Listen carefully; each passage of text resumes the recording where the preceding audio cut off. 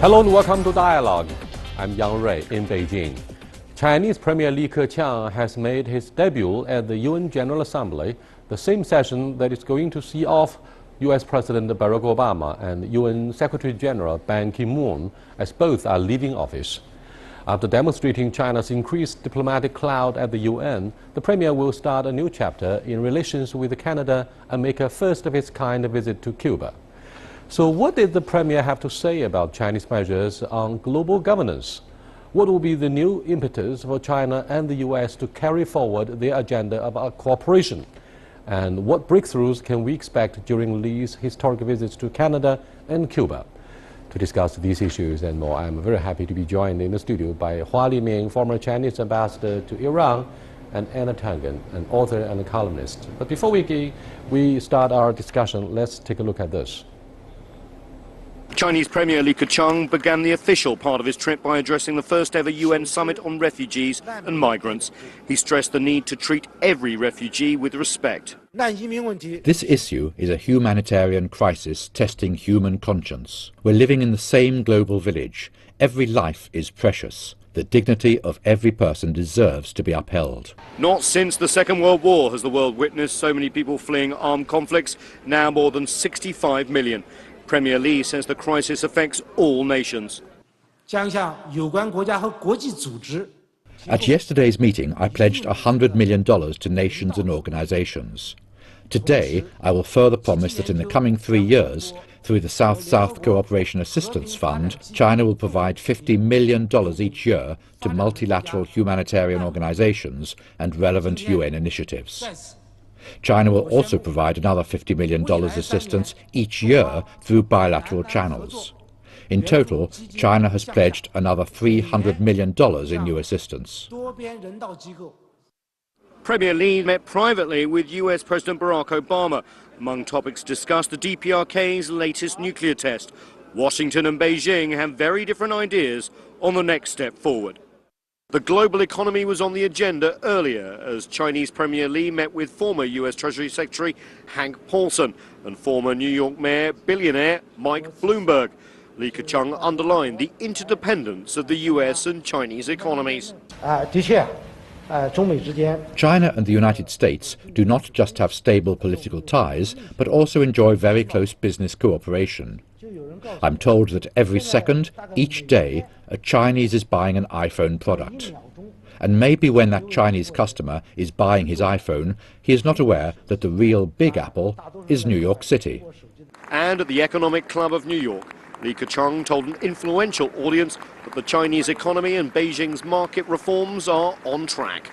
Dr. Kissinger asked me if China's economic size were equal to that of the US, would that change the geopolitics? I can answer that now by saying no. The US is the largest developed country and China is the largest developing one. China is still in the process of pursuing modernization, and when it comes to the economy, we shouldn't just be talking about size, but also per capita GDP. The per capita GDP of the US is 7 times that of China's. Chinese Premier Li Keqiang there making a joke about the Big Apple, but here in the Big Apple, Chinese companies would like to see more Chinese products sold. Huawei phones, for example, why not? So there's going to be lots of talk about Chinese investment in the US and US investment in China. Remember, they're still negotiating a long-awaited bilateral investment treaty. Nathan King, CCTV at the United Nations in New York. Gentlemen, this General Assembly of the United Nations is in fact the swan song of 2 men, President Obama and Mr. Ban Ki-moon. So what do you think of the coincidence and what message does that deliver to the international audience? I will take this as an auspicious phenomenon because this is occasion of the 45th anniversary of resumption of China's legitimate seat in the United Nations. And it coincided with the departure of the President Obama from the White House and the departure of Ban Ki-moon from the United Nations. It means that after 45 years, China's responsibility and China's role is is growing very fast, and the U.S. and China relation, after so many differences in structure, still in a peaceful and in the stable situation. And China is playing and more important role in the United Nations. It means China, along with other major economies, do respect the authority of the United Nations, a very convincing product for reconstructing the world order in the wake of the Second World War. But what do you think of the importance of addressing the issue of refugee crisis? President Obama hosted a world conference on the issue on the sidelines of the UN, and what does that mean?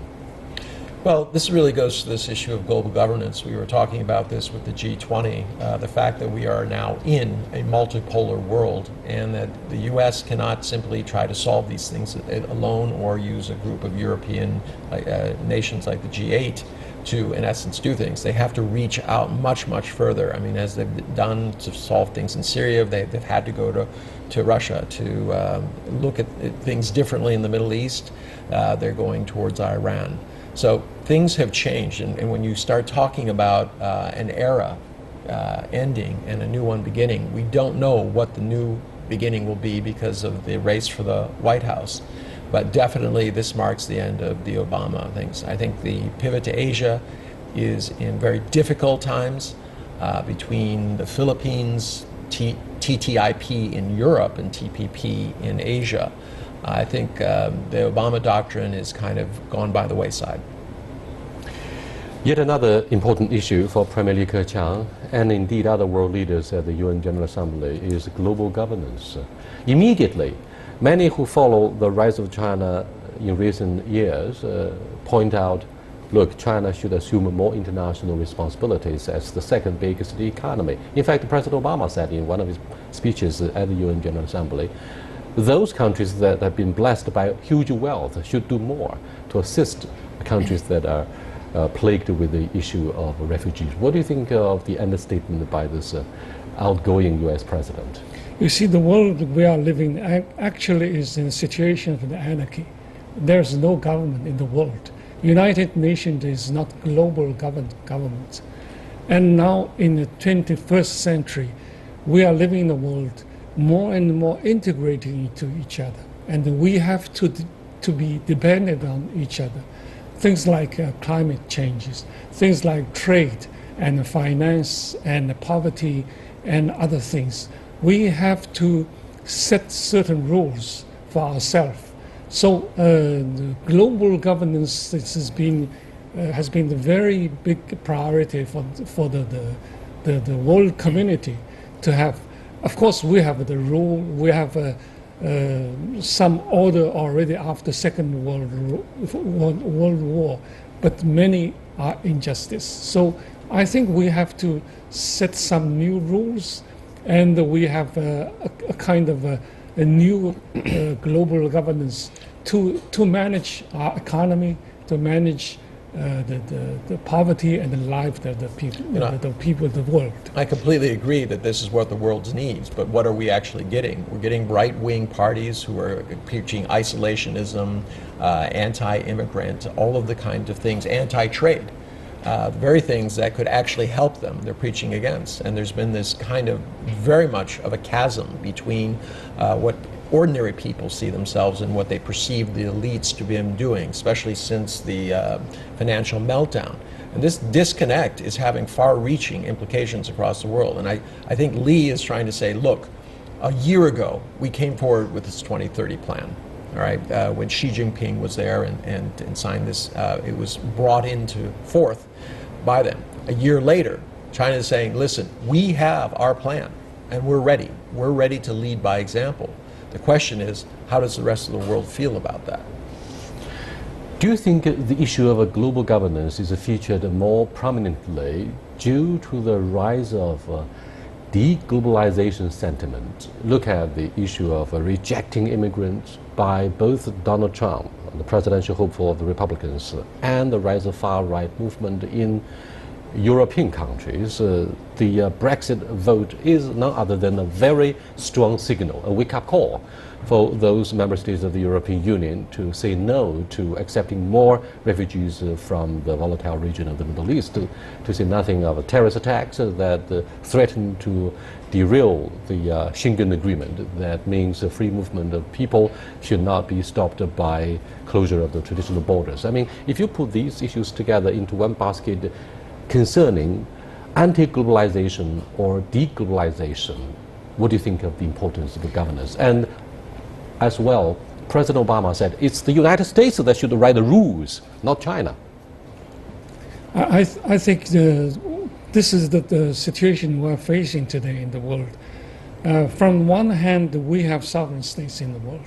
Every country has their own say and independent from each other. But from the other side, since the 1980s, since the globalization, countries, the nations have been so integrated to each other and interdependent to each other. And the interests of all nations are intertwined to each other. So we have to talk about the rules we have to abide by and the interests that we share. So that's why the global governance is needed. But at the same time, every nation is still talking or thinking about their own interests as the refugees. No nation will say we can have all refugees and we can accept refugees. And many European countries says that no refugees for me and more refugees for others. So this is the world contradicting to each other, and this is the world we are living. Right. The next issue is very much about the future of the European Union.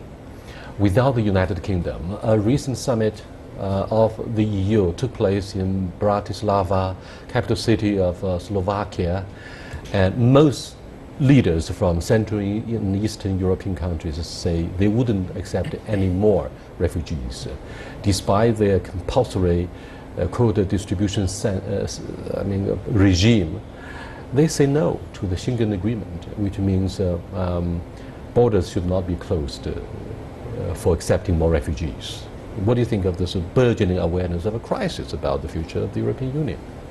Well, there are distinct factions within there. You have the kind of the east-west divide between the former Baltic states and the pre-USSR and the European. It's very clear. This is the irony. These were the people who were in a refugee kind of status 20 years ago when the Berlin Wall came, and they were very anxious to enjoy this. But they're the first ones who are saying, no, look, we have limited resources. We can barely take care of ourselves. We do not have enough to share. The limits of liberal democracy, the ideology, are being reached now as the global economy continues to go sideways. You know, you look around. I mean, last week the non-aligned nations had 120, represented by 120 nations, but only 12 leaders showed up. This is Venezuela. Yes, over 50% of the population, but only 20% of the world GDP.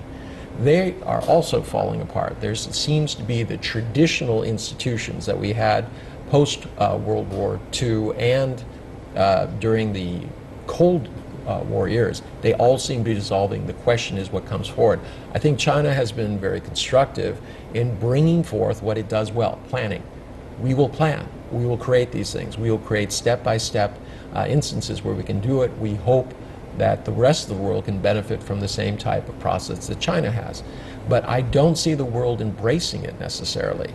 And increasingly, even in Merkel's home state of Germany, she'd lost her own constituency to a right-wing group that was anti-immigration. So it tells you that there are real flaws, that human nature has not changed. Even if our ideology is aspiring, our motives are not often. Not only the non-aligned movement is likely to fall apart, but the Bretton Woods idea is being called into question with, for example, inclusion of RMB in the basket of special drawing rights, despite the strong reluctance from lawmakers in the House. But eventually we made it to the SDR basket. But you are watching Dialogue with Ambassador Hua Liming and Mr. Anna Tangen. We are discussing Premier Li Keqiang's debut at the UN General Assembly and the issue he addressed. For example, global governance as well as sustainability. When we come back, we'll take a look at why Premier Li Keqiang will visit Canada and Cuba. Stay with us.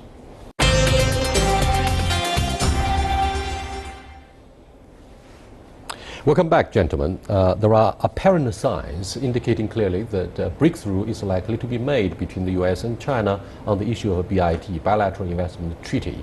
Now, what are the major obstacles that get in the way for any remarkable progress in this particular area? For example, Premier Li Keqiang suggested that the US government should relax its tight grip on the export of high-tech products. But everybody in China would imagine this is obviously a mission impossible for the Congress. Of course, it will be impossible to my view. And it depends on the negative lists from both sides. BIT, when negative list is narrowing and narrowing, then BIT can be succeeded. And as far as I know, US and China have been succeeded to narrow the negative lists of BIT. But still, there are major obstacles on the way. One is from the United States is high technology. And from China, I think also there are negative lists. So once they are succeeded to narrow the negative lists to a very small scale, I think that it's time to succeed or to sign the BIT. Your understanding about the prospects of signing the BIT as the last finishing touch of President Obama's foreign policy legacy? I think it would be a political gift to Donald Trump, quite frankly, because he would be proclaiming at the top of his voice, and he has a loud voice, that Obama was giving away, once again, something like NAFTA, something like WTO. So I don't think that this happens. The groundwork can be laid. I agree with you. They're narrowing the lists. A lot of it has to do with the mentality. I mean, when China goes through this type of thing with its own trade negotiations with other groups, they have a kind of a 5% set aside. They basically try to narrow the list to you can keep 5% of your stuff. Eventually, we'll narrow that down, but over time. But in the US, there has this tendency to be less willing to go with that 5% threshold. They're more in that 1 or 2%. And this is kind of a difference in the way people think about the negotiating postures. But don't expect anything by the time Obama leaves. It'll be up to Hillary Clinton or Donald Trump. Justin Trudeau, newly elected Canadian Prime Minister, came over. He not only participated in the G20 summit in Hangzhou, but also started an official visit. He's very popular with the younger generation here in China because he was able to do selfies, right, with the mobile phone. That's pretty smart and popular with the young internet citizens here. So what do you think of what do you think would be the major issues on the agenda for Premier Li Keqiang and his Canadian counterpart? Yeah, right. When the junior Trudeau took office in Canada, the China-Canadian relationship has been worn up in a big scale. And we remember his predecessor was not very enthusiastic about the relations with Prime China. Minister Harper. Yes, he was not enthusiastic. But when he took office, I think the relation has been worn up, and actually Canada is big enough in size, in land, but small in population. China has been the Canadian second trade partner and a big investor in Canada. And China has been already involved in many infrastructure buildings. And the large Chinese community are living in Canada. So there's no reason for Canada not to have good relations with China. So I think Trudeau is doing the right things. And I think Premier Li Keqiang this time in Canada is going to continue the momentum of the warming up of the relationship between China and Canada. Anna Tangen and Ambassador Hua Liming, let's look at this dilemma that perhaps first started in the years of the Clinton administration. During that period, President Clinton was able to separate the issue of human rights with the most favorable trading nation status, MFN.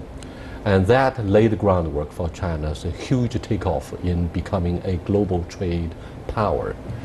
And then that was followed recently by the decision that was taken jointly by former British Prime Minister David Cameron and his Secretary of Finance to brush aside the issue of human rights and started the years of a golden relationship between these two powers, the UK and China.